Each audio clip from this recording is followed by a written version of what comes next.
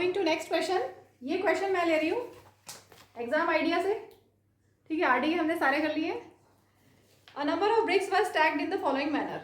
ठीक है, फिगर दिया हुआ है, आप यहाँ देख सकते हैं.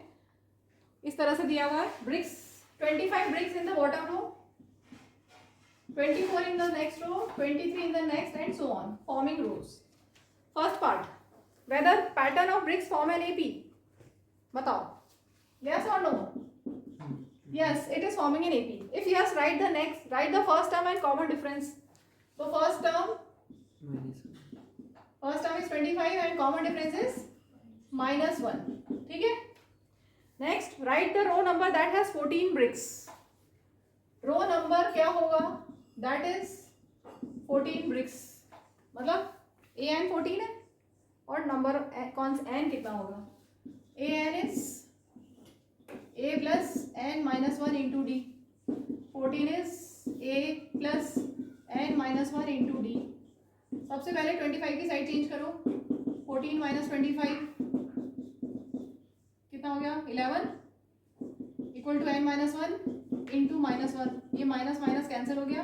11 equal to n minus 1. So n equal to 11 plus 1 12 हो गया. रो नंबर मतलब 12th रो में 14 ब्रिक्स होंगी.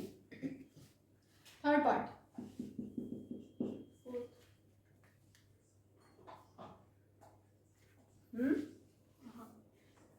What is the number of bricks in the 9th row. Number of bricks कितनी होगी 9th रो में?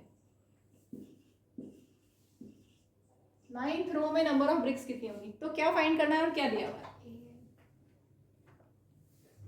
First row, second row, third row, ऐसी 9th रो में नंबर ऑफ ब्रिक्स कितनी होगी? तो हमें ए एन निकालना है. A plus N minus 1 into D. A plus N minus 1 मतलब 9 माइनस 1 8 इंटू डी. 25 माइनस 8 17. ठीक है, तो 9th रो में 17 ब्रिक्स होंगी. क्लियर. नेक्स्ट है,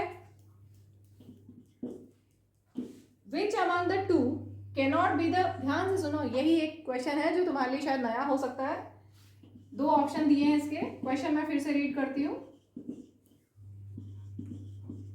which among the two cannot be the nth term of AP. ये nth टर्म या ये इनमें से कौन सी nth टर्म नहीं हो सकती? Can not be the nth term of the AP. तो nth टर्म के लिए क्या होना चाहिए? लीनियर एक्सप्रेशन होना चाहिए. मतलब n लीनियर मतलब 1 डिग्री वाली एक्सप्रेशन होनी चाहिए. Linear expression. तो ये नहीं हो सकता क्योंकि यहाँ पर क्वाड्रेटिक आ गया. n की डिग्री हाईएस्ट पावर n की 2 आ गई. तो ये नहीं हो सकती. ये हो सकती है. अब मे और मे नॉट भी, लेकिन कौन सी नहीं हो सकती ये पूछा है. तो कौन सी श्योरली नहीं हो सकती? ये जिसमें लीनियर नहीं हो. जो लीनियर होगा वो श्योरली वो मे और may not be arithmetic progression की सीरीज. ठीक है, या फिर वो nth टर्म उसका है, हो या ना हो. लेकिन जिसमें n स्क्वायर आ गया वो श्योरली नहीं होगा. दूसरा तरीका ये है कि आप करके देखो, लेकिन उससे जरूरी नहीं कि हो. आप तो कंफर्म है कि अगर n स्क्वायर वाला टर्म आ रहा है तो वो नहीं होगा. नेक्स्ट पार्ट करते हैं. 5th part, which is the 8th term from the end. इस तरह का आपके एनसीईआरटी में भी है. एक एपी दिया है 9, 13, 17 अप टू 65 और पूछा है 8th term from the end. 8th term from the end.